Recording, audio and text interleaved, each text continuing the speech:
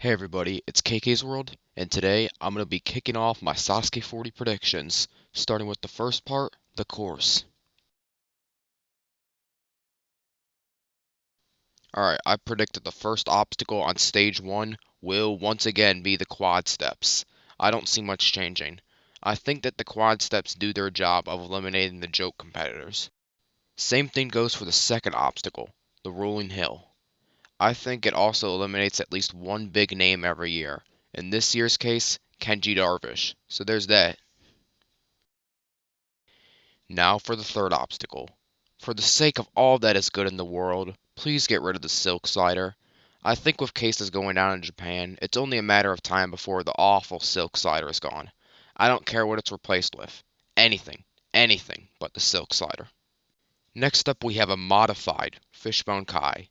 The Fishbone Kai has become a regular on stage 1, and I don't see it going anywhere anytime soon. However, I think a modification is possible. Maybe adding more pillars to dodge or something like that. Next up on stage 1 is the Dragon Glider. The Dragon Glider is a controversial obstacle, mainly from the malfunctions in Sasuke 38. However, I think as long as they can correctly construct it, the Dragon Glider should stay. Alright, next is the tackle. The tackle hasn't changed in Sasuke 32, so there's no reason to think it's going to change anytime soon.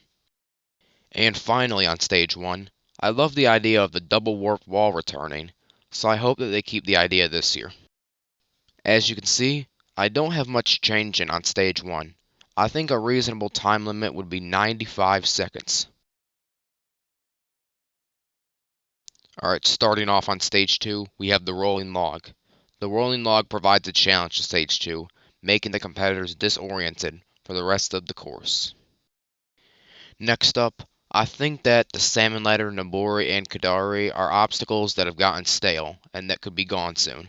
For me, the most likely replacement would be a triple Salmon Ladder, but a crisscross Salmon Ladder isn't out of the question either.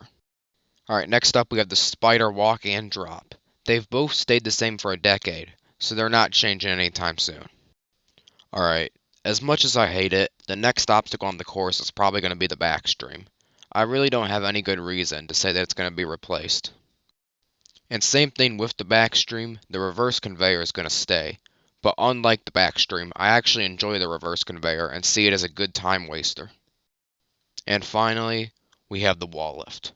What else would it be? So there's my stage 2 course. Just like stage 1, I have almost nothing changing.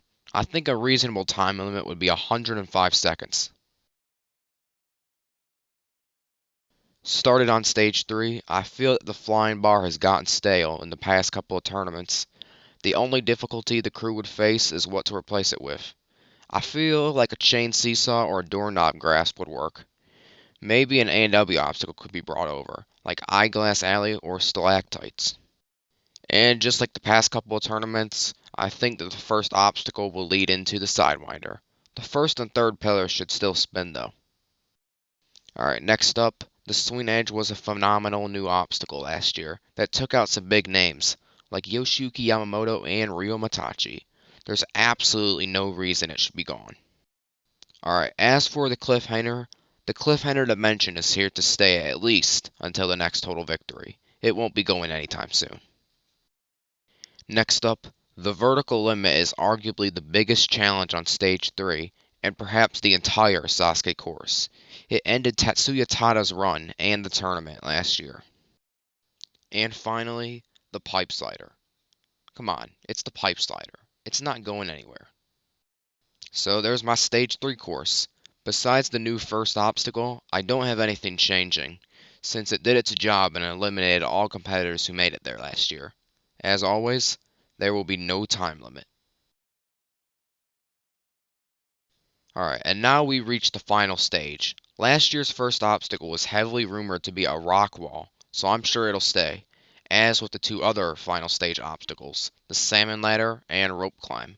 I think that this tower will end up being 27 meters tall, 9 meters for each obstacle. As for a time limit, I'm going to say 50 seconds. So those were my predictions for the course in Sasuke 40. Let me know your predictions down below. Thanks for watching, hope you enjoyed, and as always, stay happy and healthy.